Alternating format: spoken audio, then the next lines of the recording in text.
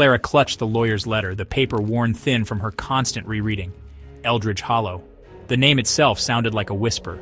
The old Victorian house awaited her, a gift from a distant relative she'd never met. It stood on the outskirts of town, shrouded in a perpetual mist that seemed to cling to its ornate gables and turrets. The house loomed large, a monument to a bygone era, and Clara, a young woman alone in the world, was its sole inheritor. The town felt frozen in time, the residents wary of outsiders. Their eyes followed her, filled with a curiosity that bordered on suspicion. The old Victorian house stood at the end of a gravel driveway, its paint peeling, the garden overgrown. It seemed to sigh as she pushed open the heavy oak door. Dust motes danced in the faint slivers of light that pierced the gloom. The air hung heavy, thick with the scent of decay and the weight of forgotten memories.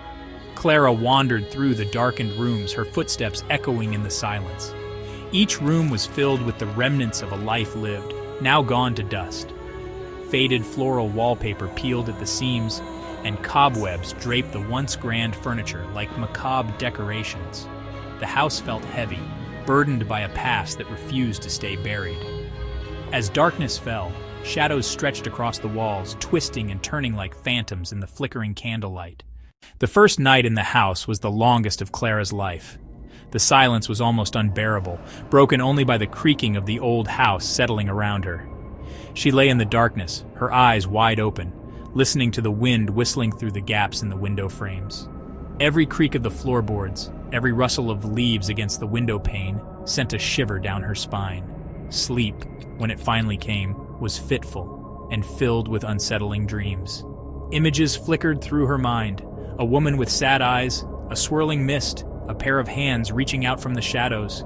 She woke with a gasp, her heart pounding in her chest. The room was still dark, the furniture looming like grotesque shapes in the shadows. Clara lay there, listening, but the only sound was the frantic beating of her own heart. The days that followed were a blur of unpacking and exploring. The house was a treasure trove of forgotten objects, each one whispering a tale of its former owners. Clara found solace in these tangible links to the past, seeking to understand the people who had called this eerie place home. Yet a constant unease lingered, a feeling of being watched, of being not entirely alone. Clara couldn't shake the feeling that the house was trying to tell her something. The whispers seemed to grow stronger, particularly at night. They seemed to emanate from the walls themselves, weaving their way into her dreams.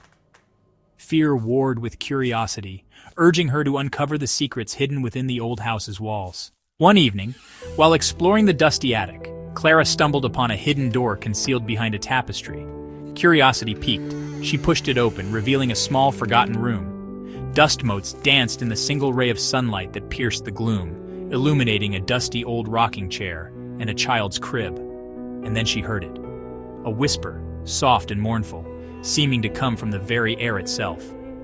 "Help me," the voice whispered, sending chills down Clara's spine. The voice was faint, almost drowned out by the rustling of the wind outside.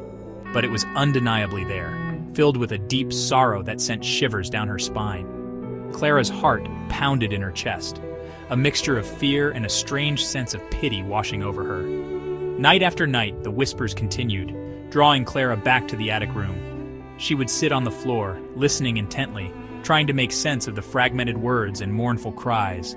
The voice seemed to grow stronger, fueled by her presence. It spoke of betrayal, of a love lost, of a life cut tragically short.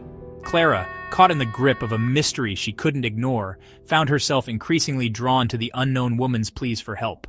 Driven by the whispers and her own growing unease, Clara began to ask questions in the village.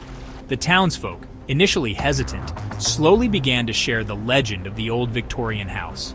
It was a tale whispered in hushed tones, a story of love, betrayal, and a disappearance that had haunted Eldridge Hollow for generations. The house, they said, once belonged to a wealthy merchant named Edward and his young bride, Eliza. Eliza, known for her beauty and kind heart, had been the darling of Eldridge Hollow, but their happiness was short-lived. Eliza vanished without a trace, leaving behind only whispers and speculation. Some whispered of a jealous lover, others of a secret shame, but the truth, like Eliza herself, remained lost to time. The townsfolk believed that Eliza's spirit, unable to find peace, remained trapped within the house. They spoke of strange occurrences, cold spots, and the feeling of being watched. Clara listened intently, her mind racing. Could the whispers she heard be the voice of Eliza, reaching out from beyond the grave? Determined to uncover the truth, Clara returned to the attic, drawn once more to the hidden room. She examined every inch, her fingers tracing the faded wallpaper, searching for any clue that might shed light on the mystery. It was then that she noticed it, a small, intricately carved wooden trunk tucked away under the eaves. It was heavier than it looked, as if filled with unseen burdens. With bated breath, Clara lifted the heavy lid. Inside, nestled amongst yellowed lace and faded silk, lay a leather-bound diary. Its pages, brittle with age, crackled as she opened it. The elegant script, faded but still legible, spoke of a love both passionate and forbidden. It was Eliza's diary, a chronicle of her life, her loves, and her deepest fears. As Clara delved deeper into the diary's pages, a tragic tale unfolded. Eliza, it transpired, had fallen deeply in love with a young artist named Daniel, a man shunned by her husband's social circle. Their secret meetings, filled with stolen moments and whispered promises, became her only solace. But their love was doomed from the start. Section 6. A Ghostly Confrontation. One night, as Clara sat in the attic room, reading Eliza's diary, the whispers reached a fever pitch. The room grew cold, a bone-chilling cold that seemed to seep into her very bones. The air crackled with unseen energy, and the shadows danced with an eerie life of their own. Then, right before her eyes, a figure began to coalesce from the swirling mist. It was Eliza, her spectral form shimmering in the dim light. Her eyes, once filled with life, now held an eternity of sadness. She reached out a translucent hand, her voice a mournful whisper that seemed to echo through the ages. "He promised me the world," she cried, her voice filled with a heart-wrenching despair. But his love was a lie. Behind Eliza, another figure emerged from the shadows. A man, tall and handsome, with a cruel twist to his lips. Daniel. His eyes, cold and calculating, met Clara's, and a shiver of pure terror ran down her spine. He reached for Eliza, his touch like ice, his voice a hiss of rage. "You were mine, Eliza," he snarled, his words echoing in the small room. "And you will stay mine for eternity." As Section 7, The Truth Revealed. Through Eliza's fragmented whispers and the entries in her diary, a horrifying truth began to unravel. Daniel, driven by jealousy and a desire to possess Eliza completely, had lured her to the house and taken her life. He had hidden her body within the walls, trapping her spirit within the house, bound to him for eternity. Clara, filled with a mixture of horror and pity, watched as Eliza and Daniel's spectral forms swirled around each other, their ghostly argument a chilling echo of their final confrontation. Eliza's cries of betrayal and Daniel's possessive rage filled the air, their voices intertwined in a macabre dance of love and hate. Clara knew she had to help Eliza find peace. She had to break the cycle of pain and betrayal that bound Eliza to the house and to her murderer. Clutching Eliza's diary to her chest, Clara vowed to uncover the truth of Eliza's fate and bring her justice. Section 8. Finding Peace. Guided by a hunch and Eliza's whispered pleas, Clara discovered a loose brick in the cellar wall.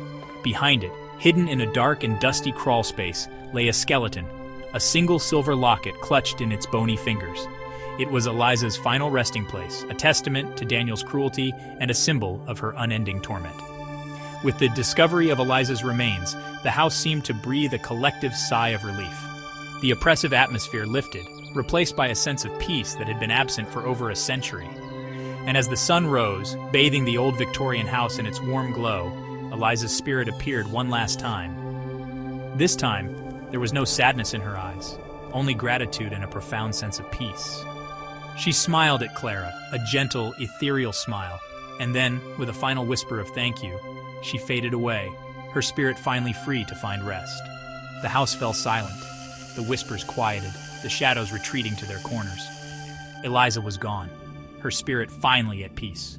Section 9. A New Beginning. With Eliza's spirit finally at rest, the old Victorian house felt different. The air was lighter, the shadows less menacing. The whispers were gone, replaced by a comforting silence. Clara, no longer afraid, began the task of restoring the house to its former glory. She filled the rooms with light and laughter, banishing the darkness that had clung to it for so long. Eldridge Hollow, too, seemed to awaken from its slumber. The townsfolk, initially wary of the newcomer, embraced Clara, their faces now open and welcoming.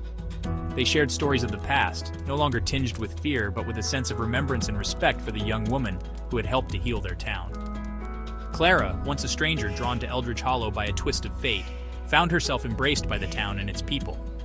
The old Victorian house, once a place of sorrow and secrets, became a sanctuary, a place where love and laughter chased away the shadows of the past. And Clara, no longer alone, finally found a place to call home.